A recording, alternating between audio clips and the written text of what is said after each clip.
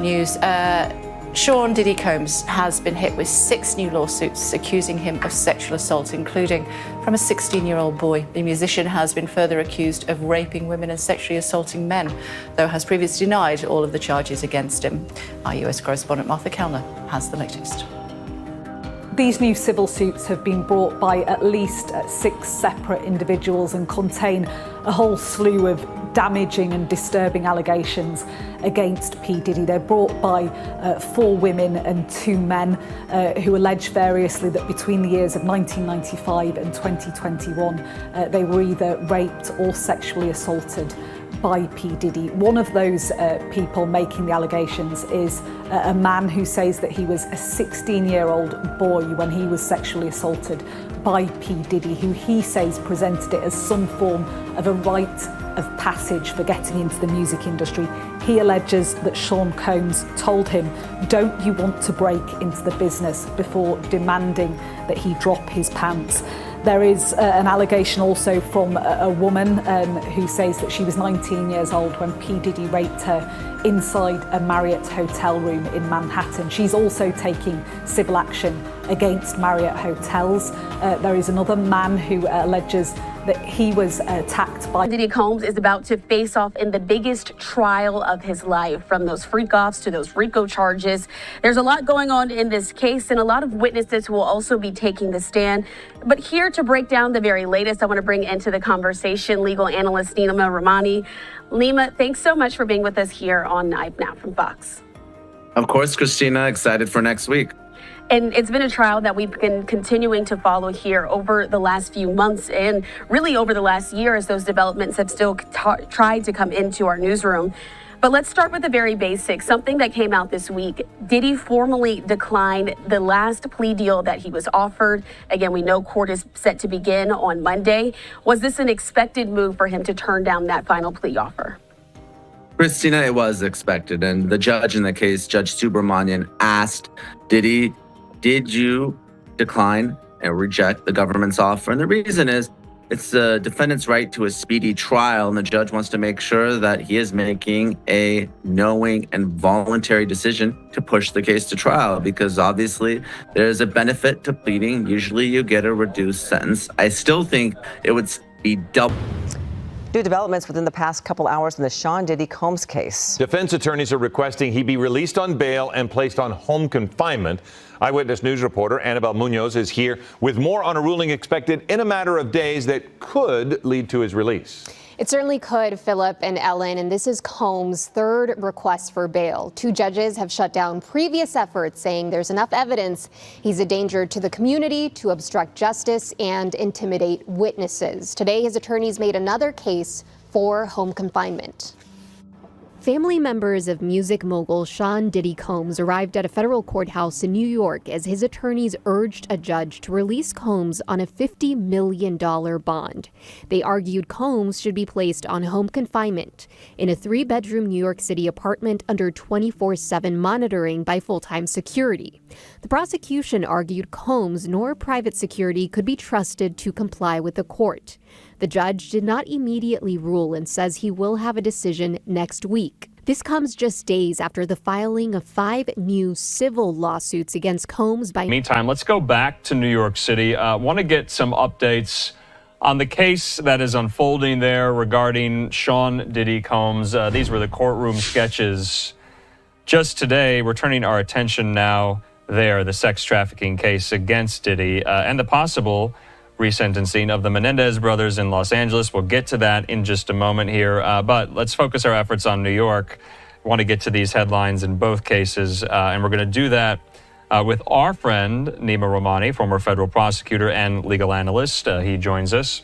Nima, good to see you, and thanks for being with us here. You were tweeting about the Diddy case today. There was an emergency hearing called this afternoon at the courthouse in Lower Manhattan, the judge ordering the prosecution to turn over its findings from a jail cell raid, Diddy's jail cell, just yesterday. What were the contents of those raids? Well, apparently, according to the defense, their legal documents, the government saying no, on the contrary, they're just some handwritten notes and a calendar. And what the judge did, Judge Subramanian, is He ordered the prosecution to destroy their copies. Cassie was only 19 years old when she met Sean Diddy Combs, who was 36 at the time. What was presented to her as artistic mentorship was actually the beginning of a deeply exploitative relationship built on a gross power imbalance. In 2006, she signed a contract with Bad Boy Records for 10 albums. It seemed like the beginning of a dream career, but the reality was starkly different. Only one album was ever released. Instead of becoming a star, she became a captive. Cassie says Diddy controlled everything. Disclaimer: the content in this video is intended for entertainment and informational purposes only. Our aim is to report on public discussions, share content, and when possible, address misleading claims and provide clarity on the truth. We are committed to ethical and responsible reporting, striving to offer a balanced perspective by verifying facts and presenting all relevant sources to the best of our ability. This video is considered alleged and should not be taken as absolute fact. We encourage viewers to independently verify the information and form their own conclusions. Yeah, so since KK has been kind of roped into this because she was Diddy's right-hand woman, she's kind of not been really seen too much. I mean, there was pictures of Diddy the day that after he settled Cassie's lawsuit, he's like, the pictures of him are outside his Miami house. He's looking really stressed. And there's a woman there in a robe next to him. That's KK. But really, since that moment, we haven't seen too much of her. And she's been named in 3 lawsuits.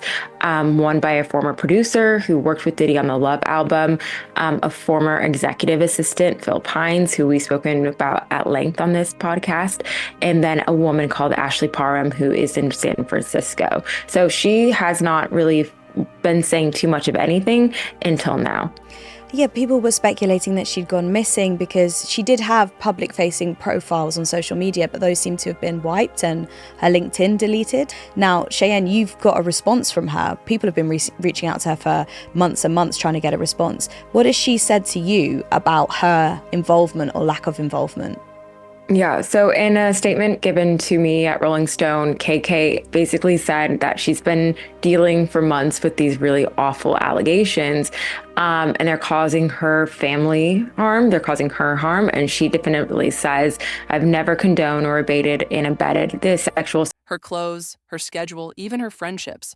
He wasn't just her manager, he became her whole world. She lived in an apartment he owned, her phone was monitored, and her appointments were approved or canceled by him. At first, he called himself a mentor, but that quickly turned into something far darker.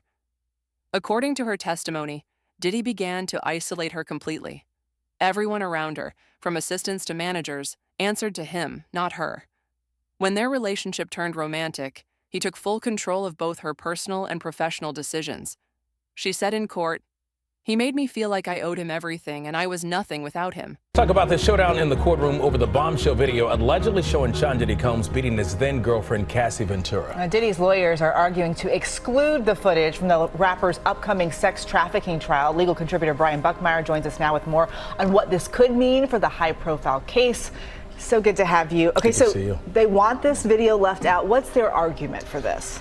So Mark Agnifilo, Sean Combs' attorney, is arguing that, you probably hear this phrase, this is not a true and accurate representation of what the video depicts. He's saying a number of arguments that the CNN had taken this video and sped it up. They kind of chopped it up into this montage, and it's not accurate. He's also making the allegation that the original video no longer exists. And so because this isn't accurate, the jury shouldn't see it. And according to Diddy's attorneys, because the original doesn't exist or it's been tampered with, no video such as this should be presented to the jury. So what does CNN say about these claims? So CNN has come out and said, we did not alter it. We did not change anything. And in fact, they're saying that they do have the original as well. So on multiple levels, Sean Combs' argument kind of falls flat, because if it is sped up, and I think there is some degree of it's being sped up, if the original still exists, that can still be used as evidence against Sean Combs, not necessarily to the allegations of sex trafficking, RICO conspiracy, or the transportational purpose of prostitution, but to show that this is a force that it was used to keep victim number one, who we believe to be Cassie in this video,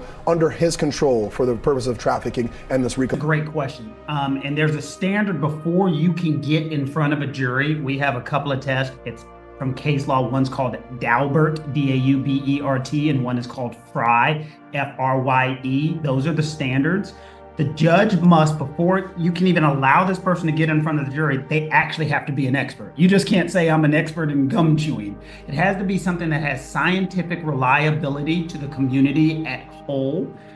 After the judge determines it has some level of expertise, the next thing they have to do is what's called a probative versus prejudicial balancing test.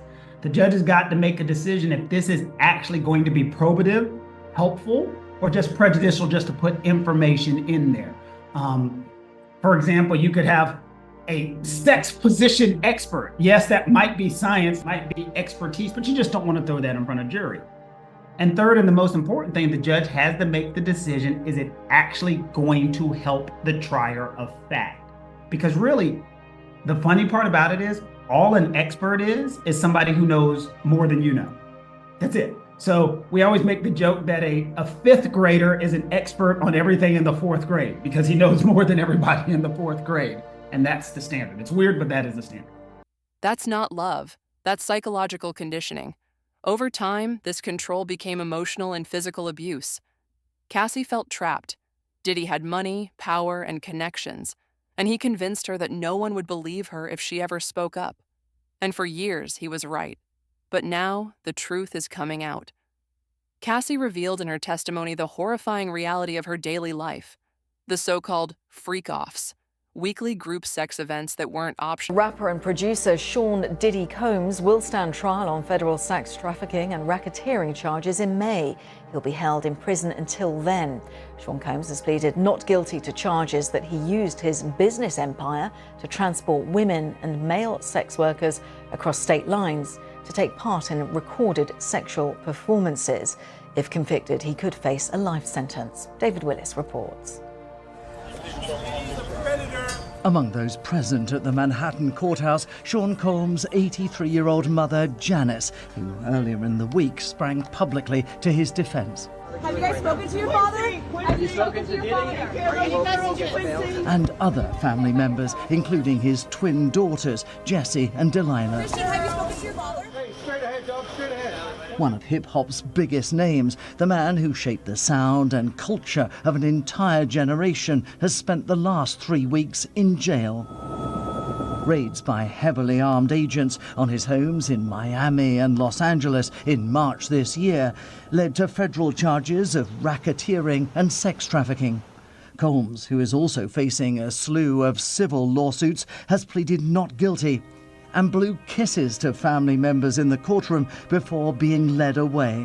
His lawyer has called the sexual activity described by prosecutors consensual, citing, amongst other things, the leak of this security. But mandatory.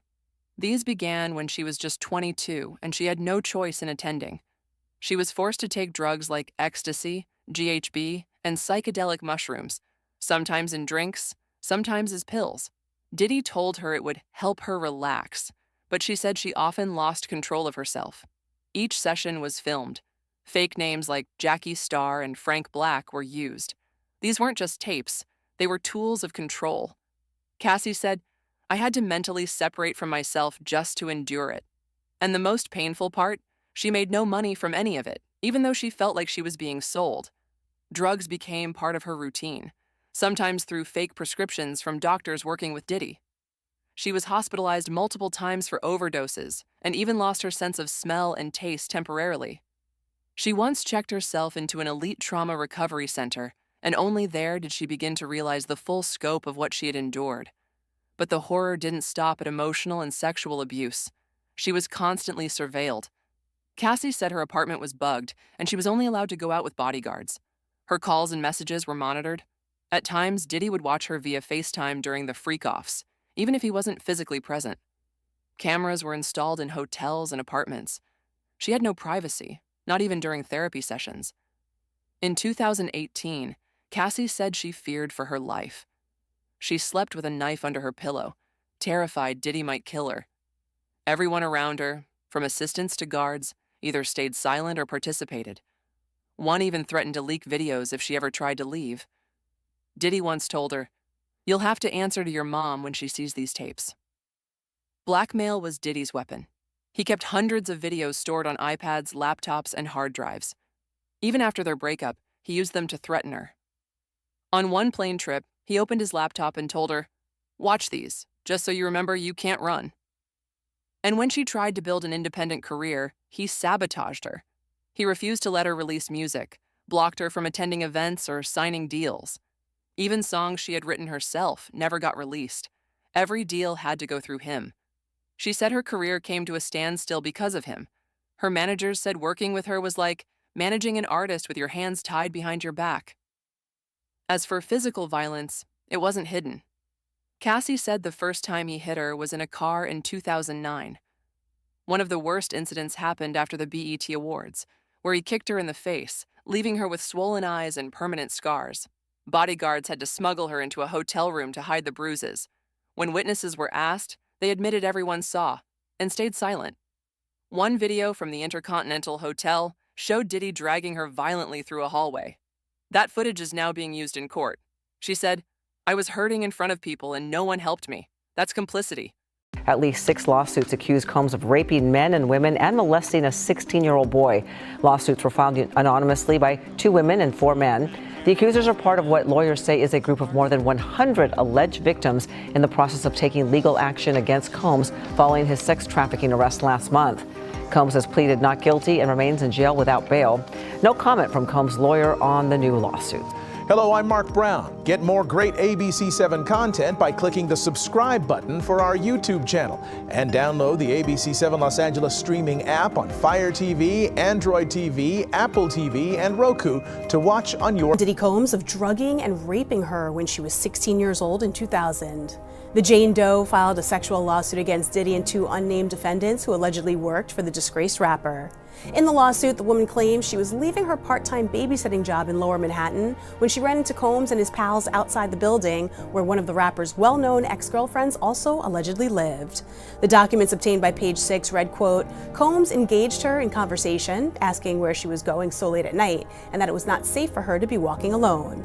Although she told the rapper that she lived around the corner and would be fine, he allegedly insisted on giving her a ride home. The doc stated, quote, "After much cajoling by Combs, she agreed and got into his car, something the plaintiff would come to regret forever." The Jane Doe claimed Combs gave her a drink to calm her down, which allegedly left her feeling groggy and unsteady. The lawsuit stated, quote, "Combs and his staff, the 2 male co-defendants, proceeded to a location where she was sexually assaulted by Combs." Combs' legal team vehemently denied the accusations on his behalf, while the rapper continues to be held in a Brooklyn jail since September, awaiting his May. Cassie wasn't the only one. After her testimony, others began to speak up. Assistants, guards, even people who were present at those freak-offs. Some said they were beaten too. One assistant said Diddy nearly pushed her off a balcony. Everyone who worked with him was trapped in a spiral of fear and secrecy. Even the women brought into those sessions noticed Cassie's pain. Some whispered to her, "Are you okay?" A personal bodyguard named D-Rock used to send her coded messages after every beating, ice time, as if pain had become routine. In the end, Diddy destroyed her future. He stole her voice and then used it against her. He turned a rising artist into a prisoner in her own life. This wasn't love. It wasn't fame. It was complete domination. Now, Cassie is finally speaking out. Her voice is shaky, but it's free. What started as the story of a rising star has ended with the exposure of one of the darkest corners. Oh, Cassie's fight for freedom, the aftermath and the battle for justice. Cassie's journey to freedom didn't happen overnight. It took years of quiet suffering, years of trying to reclaim pieces of herself in silence. For a long time, she believed she was alone, isolated by fear, surrounded by people who worked for Diddy and did nothing to stop the abuse. She says every time she tried to leave, she was pulled back, not just by fear, but by a system designed to protect powerful men. Lawyers, agents, publicists, even security staff, they all had a stake in keeping Diddy's image clean. The music industry turned a blind eye. People whispered, but no one spoke up. Behind the glitz of music videos and red carpets was a reality filled with control, manipulation, and silence. Cassie didn't just lose her career. She lost her sense of self. Every time she tried to speak, Diddy's team would step in. One time she tried to contact a journalist, and within hours, she received a call from a friend warning her to stop. "They know," the friend said. "They're watching." It wasn't until she left for good in 2018 that she started to find her voice again. She entered therapy. She cut ties. She surrounded herself with people who weren't afraid of the truth. Slowly, she began documenting everything: texts, emails, videos, threats. She began building a case.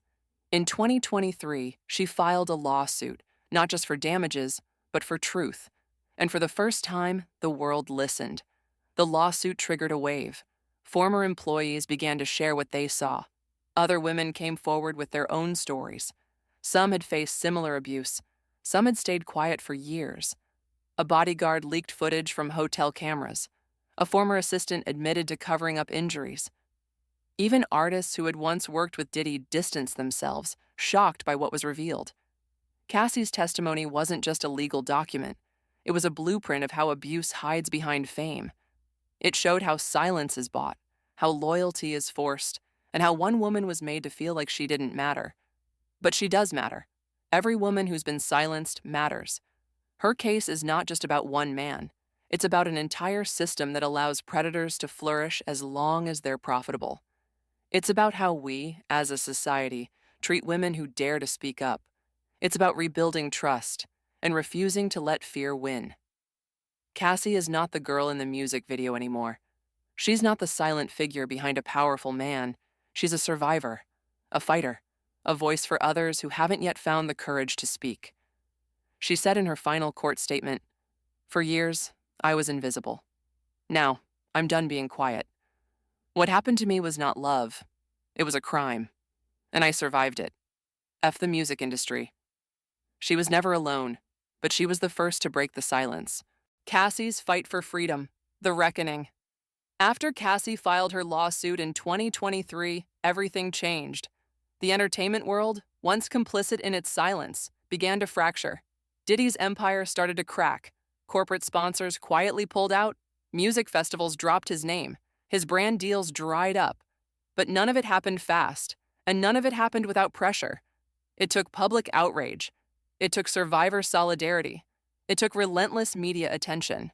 Most of all, it took Cassie's courage, standing up alone before anyone else did. Her legal team made a bold move. They didn't settle quietly. They let the filings speak.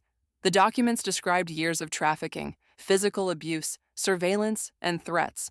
And for the first time, the world saw what was hidden behind the private jets, diamond chains, and glitzy award shows. Cassie named names. She pointed directly to structures of power that protected her abuser, from PR agencies that spun narratives, to hotel chains that ignored cries for help, to staff who were paid to look away. She exposed not just a man, but a machine. The media tried to spin it.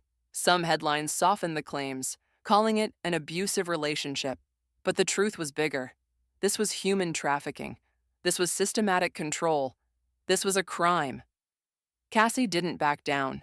As more women came forward, it became clear this was not an isolated case. This was a pattern. One woman, anonymous in court documents, described being drugged and assaulted at one of Diddy's private parties. A former backup dancer said she was blacklisted after rejecting his advances. A young assistant detailed years of gaslighting and emotional torture. Still, Diddy denied everything. His lawyers attacked Cassie's character. They called her a disgruntled ex. But behind closed doors, insiders said Diddy was nervous. He knew more lawsuits were coming. He knew the walls were closing in. And Cassie, finally, was free. In her first public appearance since the lawsuit, she stood on stage at a women's rights summit. No backup dancers, no spotlight tricks, just her voice. For years, I thought silence would keep me safe. But silence only protects the abuser. Speaking out doesn't just help me heal. It protects the next woman, and the one after that. Her words sparked a wave. TikTok exploded with women sharing their stories. Hashtags trended. Major outlets finally used the word rape. Other celebrities who once stood beside Diddy were forced to comment. Some apologized, others deleted posts. A few stayed silent, and their silence spoke volumes. This isn't just Cassie's story anymore. It's a cultural reckoning, the industry's dirty secret. Cassie's case peeled back the veil on a truth the music industry has buried for decades. Success does not excuse abuse. Fame does not cancel out accountability. Behind every powerful man accused, there's a trail of women, staff, and peers who knew something was wrong, but were too scared or too compromised to say it out loud. Now, they're speaking. One ex-bodyguard wrote in a blog post, "We all saw things. We all let it slide. That's on us. But now, I won't be quiet anymore." A producer who worked on Cassie's early records revealed how her artistic choices were shut down. She wasn't allowed to make the music she wanted. He didn't just control her body, he controlled her voice. These confessions matter, but they don't erase the past. The question now is, what will change? Cassie's fight for freedom. Aftershock. As Cassie's voice echoed across media channels, courtrooms, and social media feeds, something irreversible had begun. The old system was trembling, and for the first time in decades, the silence surrounding power and abuse in the entertainment industry was pierced, not by scandal, but by truth. In the months following her lawsuit, more than 6 women filed similar complaints. Some had been models, others were assistants, dancers, or interns, women whose stories mirrored Cassie's. Each case added another thread to the tapestry of Diddy's alleged abuse, manipulation, surveillance, forced sex acts, coercion, control. The details were chilling, but what was more haunting was how predictable the pattern became. Prosecutors in multiple states began investigations. Cassie's legal team handed over video evidence, security logs, and contracts signed under coercive circumstances. One recording, allegedly from a surveillance camera in a Miami mansion, showed a woman being forcibly pulled into a private room. Another clip, sent anonymously to authorities, captured what sounded like a fight, followed by crying and a door being locked from the outside. Behind closed doors, the federal government took notice. The Department of Justice reportedly began a trafficking inquiry, not just about Diddy, but about his network. Assistants, drivers, handlers, hotels, travel companies. Some whispered that this could become a RICO case, the same legal strategy used to dismantle organized crime. But while the legal gears turned, Cassie moved forward. The healing work begins. Cassie never planned to be a symbol, but she became one. Not because she wanted fame, not because she wanted revenge, but because she refused to disappear. She launched the Quiet Flame Foundation, a nonprofit aimed at supporting women leaving abusive, high-control relationships, especially those involving celebrities or powerful employers. It offered grants, trauma therapy, relocation support, and legal resources.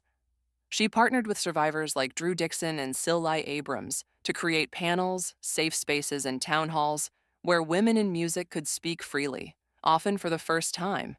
And when she spoke, it wasn't polished. It was raw. "I lost 10 years of my life. I lost my voice, but I didn't lose myself. I found her again, and now I protect her, and every girl like her." The industry reacts, or tries to. As the truth unfolded, brands that once praised Diddy scrambled to distance themselves. Korak ended its relationship with him. Revolt TV, which he co-founded, suspended him from operations. Award shows stopped mentioning his name. But it wasn't enough. Critics pointed out how long the industry had protected him. A resurfaced interview showed a host joking about Cassie's absence at a party. Another clip showed Diddy being called the King, while a woman sat quietly behind him.